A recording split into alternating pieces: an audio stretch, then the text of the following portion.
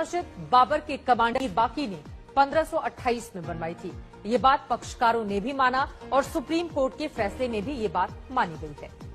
दूसरी बात, मुस्लिमों ने सबूत दिए कि 1857 से 1949 तक मस्जिद का मुख्य और अंदरूनी हिस्सा उनके कब्जे और इस्तेमाल में रहा, तो जमीन दूसरे पक्ष को कैसे दिया। तीसरी बात, बाबरी मस्जिद में आखिरी नमाज 16 दिसंबर 1949 को पढ़ी गई थी। सुप्रीम कोर्ट के फैसले में भी उसे माना गया है। चौथी बात, फैसले में माना गया है कि 22-23 दिसंबर 1949 की रात को अयोध्या में मूर्तियां रखना गैर कानूनी था। पांचवी बात, मस्जिद के केंद्रीय गुंबद के नीचे की जमीन राम जन्मभूमि स्थान है। जब ये बात फैसले में साबित नहीं हो सकी तो जन्मस्थान को देवता नहीं माना जा सकता है। छठी बात, जमीन पर मुसलमानों का दावा मियाद यानी कि लिमिटेशन के अंदर है, जिसको लेकर अब फैसला रिव्यू करने के लायक बनता है।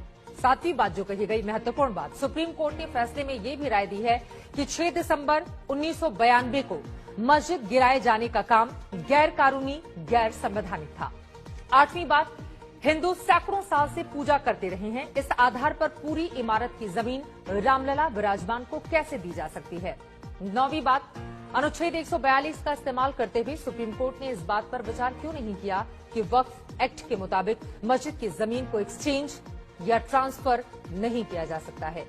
वहीं 10वीं बात, सुप्रीम कोर्ट के फैसले में माना गया कि मंदिर को तोड़कर मस्जिद नहीं बनाई गई। कोर्ट के पूर्व जज ए.के. गांगुली ने कहा कि अयोध्या पर सुप्रीम कोर्ट के फैसले ने उनके दिमाग में शक पैदा किया है।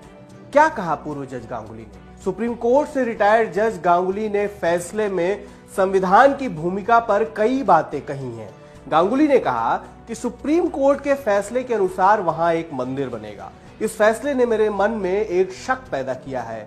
संविधान के एक स्टूडेंट के तौर पर मुझे इसे स्वीकार करने में थोड़ी दिक्कत हो रही है। 1856, 1857 में भले नमाज पढ़ने के लिए सबूत ना मिले हों, लेकिन 1949 से यहां नमाज पढ़ी गई है, इस बात का सबूत है।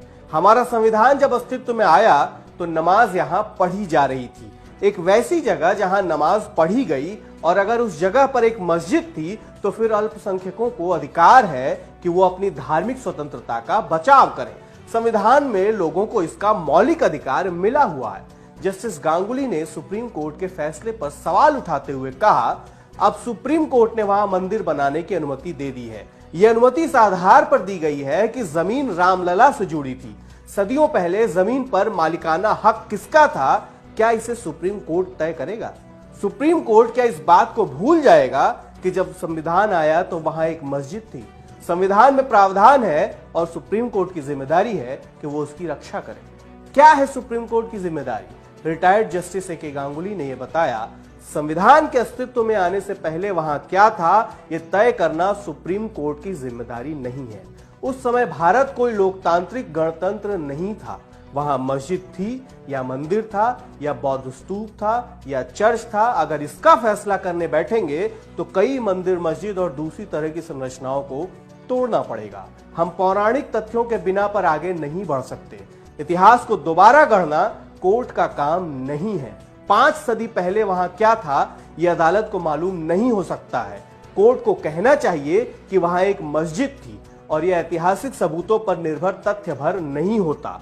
मस्जिद को तो सबने देखा था, जो स्थिति थी उसी को बहाल किया जाना चाहिए था। अगर उन्हें मस्जिद का अधिकार नहीं है तो फिर आप सरकार को मस्जिद के लिए 5 एकड़ जमीन देने का आदेश कैसे दे सकते हैं, जबकि आपने तो माना था कि मस्जिद का विध्वंस ठीक नहीं था। गांगुली के हिसाब से क्या होता सही फैसला? रिटायर्ड जस्टिस गांगुली ने बताया कि सही फैसला उनके हिसाब से क्या होता।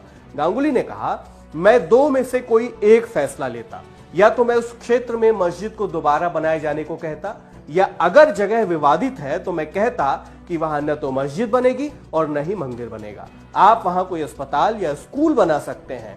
मंदिर और मस्जिद दूसरे इलाकों में बनाने को कहा जा सकता था। जमीन हिंदुओं को नहीं दी जा सकती, यह विश्व हिंदू परिषद या बजरंग दल का दावा था। ऐसे में तो वो किसी भी मस्जिद को गिरा सकते हैं। पहले उन्हें सरकार से समर्थन मिल रहा था, अब न्यायपालिका से मिल रहा है। मैं बहुत चिंतित हूं। बहुत से लोग इस बात को इतने साफ ढंग से नहीं कहेंगे। कौन है ये रिटायर्ड जस्टिस अशोक कुमार गांगुली? 1972 में कलकत्ता हाईकोर्ट से वकालत की शुरुआत करने वाले अशोक कुमार गांगुली कलकत्ता हाईकोर्ट में ही जज रहे। वहां से बतौर जज पटना हाईकोर्ट पहुंचे। 2 बार कलकत्ता हाईकोर्ट के कार्यकारी चीफ जस्टिस भी रहे। 2007 में चीफ जस्टिस ऑफ उड़ीसा हुए। उसके अगले साल 2008 में मद्रास हाईकोर्ट के चीफ जस्टिस बनाए गए। दिसंबर 2008 में जस्टिस गांगुली बतौर जज सुप्रीम कोर्ट आ गए। वहां से फरवरी 2012 में रिटायर हो गए। जस्टिस गांगुली पश्चिम बंगाल मानवाधिकार आयोग के अध्यक्ष भी रहे हैं और 2 फरवरी 2012 को जस्टिस गांगुली ने 2G स्पेक्ट्रम केस में फैसला भी दिया था। अगर आप ये वीडियो फेसबुक पर देख रहे हैं तो हमारे पेज को लाइक कर दीजिए, यूट्यूब पर है तो चैनल को सब्सक्राइब कर लीजिए और हमारा एंड्रॉइड ऐप तो आ ही चुका है, उसे डाउनलोड कर लीजिए। मैं हूं सुमित और कैमरे के पीछे मेरे साथ है रूहानी। शुक्रिया।